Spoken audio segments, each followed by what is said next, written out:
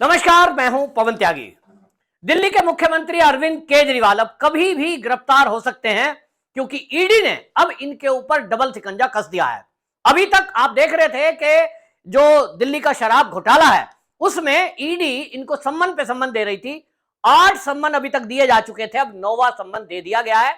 लेकिन अरविंद केजरीवाल इन सम्मन को अवैध बता रहे थे और उन्होंने एक सवाल उठाया कि ईडी मुझे किस हैसियत से बुला रही है, यह बताया जाए। हालांकि उस मामले में भी ईडी ने अलग से एक एफआईआर दर्ज कराई, क्योंकि ईडी के कानून में यह लिखा है कि यदि ईडी को कोई बुलाना है किसी को पूछताछ के लिए, जरूरी नहीं है कि वो दोषी हो या वो गवाह के तौर पर हो, जानकारी के लिए भी बुलाया जा सकता है। और पीएमएलए एक्ट के तहत ईडी को यह अधिकार है, और अगर इस अधिकार को कोई इग्नोर करता है, यानी ईडी के सम्मन को यदि कोई इग्नोर करता है, तो धारा 174 सीआरपीसी एक्ट के तहत उसको 1 महीने की सजा हो सकती है। और आपको बताएं कि इसको लेकर जब ईडी ने एफआईआर दर्ज कराई, 2 केस अलग अलग दर्ज करा दिए, सम्मन नंबर 1 से 5 और 5 से 8। इस मामले में राउज एवेन्यू कोर्ट में जो केजरीवाल हैं वो उपस्थित हुए और वहां से लेकिन उनको निजी मुचलके पर छोड़ दिया गया। 15,000 का निजी मुचलका अरविंद केजरीवाल को देना पड़ा और लिखकर देना पड़ा कि जो तारीख लगेगी उस पर वो आएंगे। तारीख लगी है 21 मार्च। 21 मार्च को कोर्ट में उस केस की सुनवाई होगी, तब फैसला होगा कि अरविंद केजरीवाल को 1 महीने की सजा होगी कि नहीं। और आप याद रखिए, वो है ईडी के सम्मन पर ना जाने की सजा। शराब घोटाले की जो जांच हो रही है वो जांच अलग है। लेकिन आतिशी मारलेना जो दिल्ली की मंत्री हैं, वो प्रेस कॉन्फ्रेंस करती हैं और इस तरह से मीडिया के सामने आकर बैठती हैं और बोलती हैं सरेआम। ताज्जुब की बात देखिए कि कोई मीडिया वाला क्रॉस क्वेश्चन नहीं करता। मैं तो ताज्जुब इस बात पे भी करता हूं कि भारत के अंदर आप देखिए कि 28 राज्य हैं, उन 28 राज्य के 28 मुख्यमंत्री हैं। अब आप सोचें, कभी आपने देखा है कि न्यूज चल रही हो और नेशनल चैनल आज तक, जी न्यूज, इंडिया टीवी, ये एनडीटीवी ब्रेकिंग न्यूज चलाएं, सारी न्यूज रोककर ब्रेकिंग न्यूज, और अचानक से आप देखें आतिशी मारलेना सामने बैठी हैं जो कि दिल्ली में एक मंत्री हैं और वो आकर प्रेस कॉन्फ्रेंस करती हैं और अपना पक्ष रखती हैं। पत्रकार कोई क्रॉस क्वेश्चन नहीं करता, आतिशी जी अपनी बात रख के उठ के चली जाती हैं। ये जो ट्रेंड है, इसी के कारण देश में ये एक बल्ब लोग चर्चा करते हैं कि ये मीडिया वाले क्रॉस क्वेश्चन नहीं करते कि भैया आप जो आतिशी बोल रही हैं कि हमको कोर्ट से जमानत मिल गई, अरविंद केजरीवाल को ईडी हमें गिरफ्तार करना चाहती थी, ये गुंडागर्दी हो रही है, मोदी की ईडी। आपको ये पूछना चाहिए था पत्रकारों कि आप आतिशी जो कह रही हैं कि शराब घोटाले में अरविंद केजरीवाल को जमानत मिल गई और अभी तक आप कह रही थी चवन्नी नहीं मिली, घोटाला नहीं हुआ, अब आपको जो ईडी ने जमानत वाला मामला है उस पर तो आप पेश ही नहीं हुए। ये तो ईडी का सम्मन आपने इग्नोर किया, इसकी सजा बुलनी थी और वो अभी जारी है।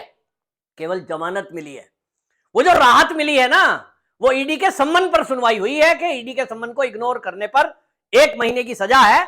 इस मामले में आपको जमानत मिली और इधर ईडी ने ये समझ लिया कि ये शराब घोटाला जो है उसमें अगर ये सम्मन पर नहीं आ रहे हैं, अवैध बता रहे हैं और कोर्ट में जाने की कोशिश कर रहे हैं, तो एक और सम्मन ईडी ने दिया है और यह है जल घोटाला। जी हां, शराब के बाद दिल्ली में एक और घोटाले का खुलासा हुआ है और वो है दिल्ली का जल बोर्ड का घोटाला। आपको मैंने पहले भी बताया है कि जल बोर्ड में एक इतना बड़ा घोटाला हुआ कि अब जो अरविंद केजरीवाल की सरकार है, इसके पहले दिल्ली का जो जल बोर्ड है उसमें कंज्यूमर का जो बिल है, कोई भी दिल्ली का आदमी जब कोई अपना बिल पे करता है तो वो जल बोर्ड के खाते में जमा करता है। चेक और कैश करेगा तो कैशियर कैश लेता है और शाम को वो खाते में जमा हो जाता है। लेकिन अरविंद केजरीवाल जी ने एक निराला नियम बना दिया।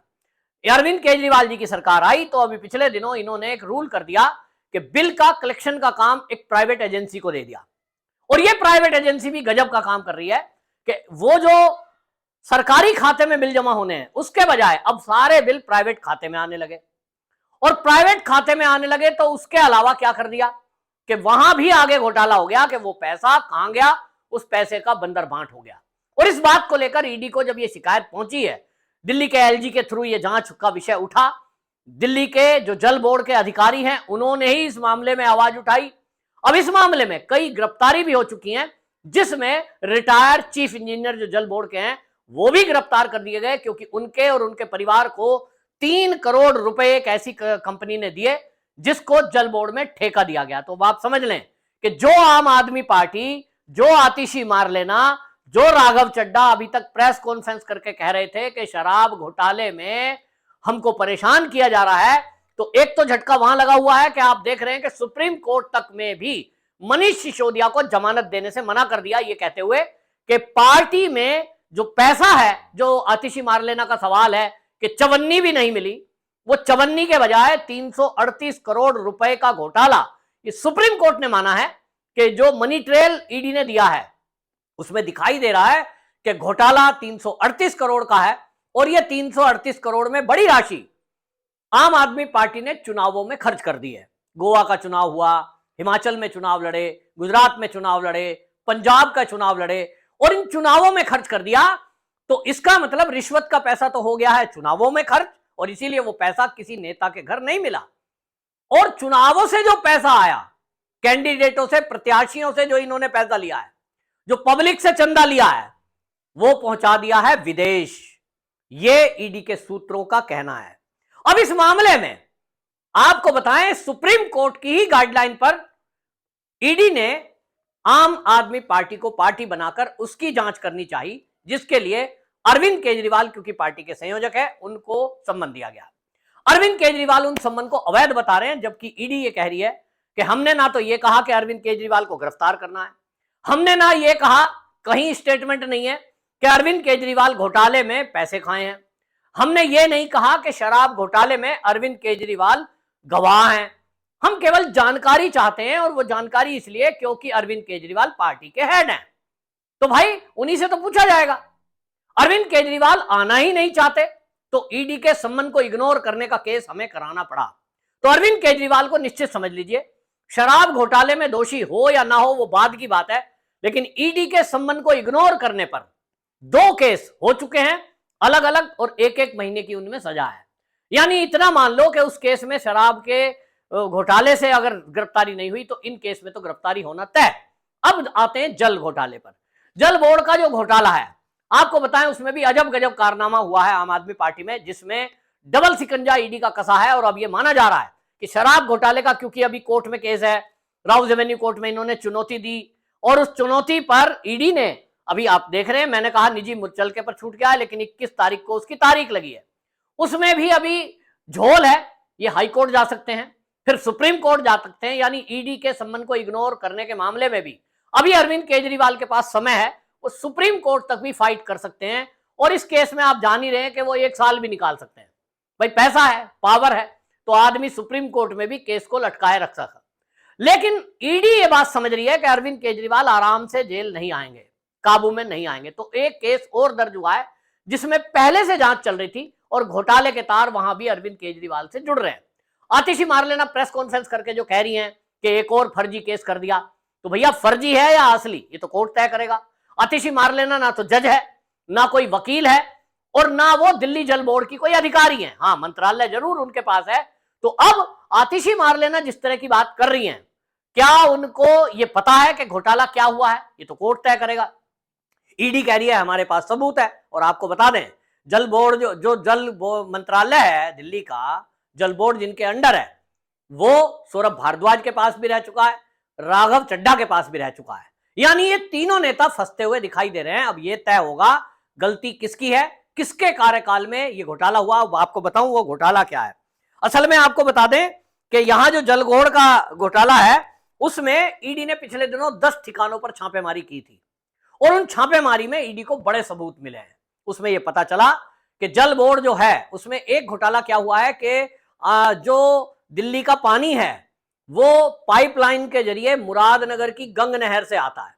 जब वो मुरादनगर की गंग नहर से आता है तो उसमें रेत भी आता है। तो सोनिया विहार में एक प्लांट है, और उस प्लांट में पहले पानी को स्टोर करा जाता है, और वो जो गाद है, वो जो रेत है, वो नीचे बैठता है। तो वो जो टैंक हैं बड़े बड़े, उन टैंकों की साल में एक बार सफाई की जाती है, क्योंकि वो जो रेत बैठ गया है, गाद बैठ गई है, अगर उसकी सफाई नहीं करेंगे तो स्टोर पानी की जो क्षमता है वो घट जाएगी।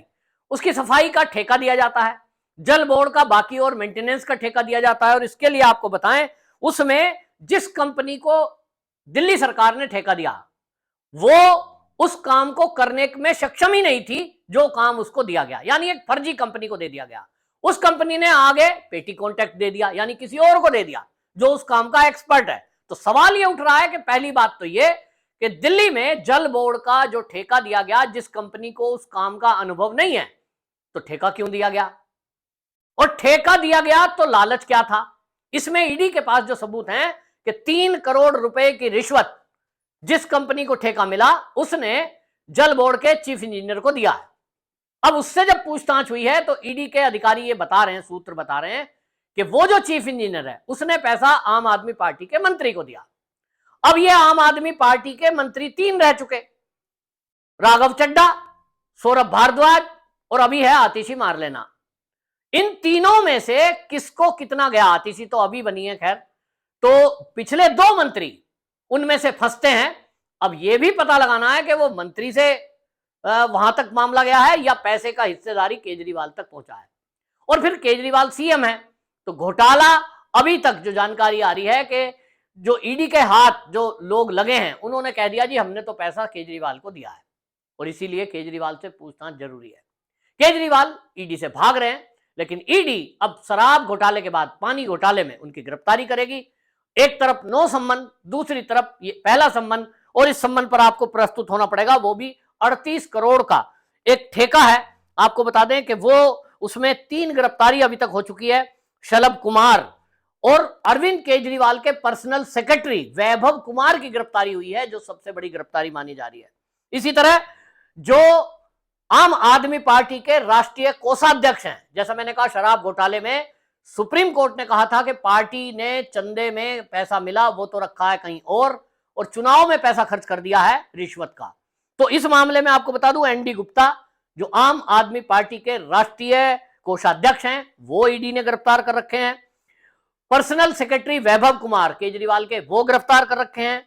शलभ कुमार को गिरफ्तार किया हुआ है, और रिटायर जल बोर्ड के जो चीफ इंजीनियर हैं दिनेश अरोड़ा उनको गिरफ्तार किया हुआ है, और कॉन्ट्रैक्टर अग्रवाल को भी गिरफ्तार किया हुआ है। कॉन्ट्रैक्टर अग्रवाल ने ही ये बताया कि ये जो ठेका है जल बोर्ड का 38 करोड़ का ठेका एनकेजी इंफ्रास्ट्रक्चर को मिला।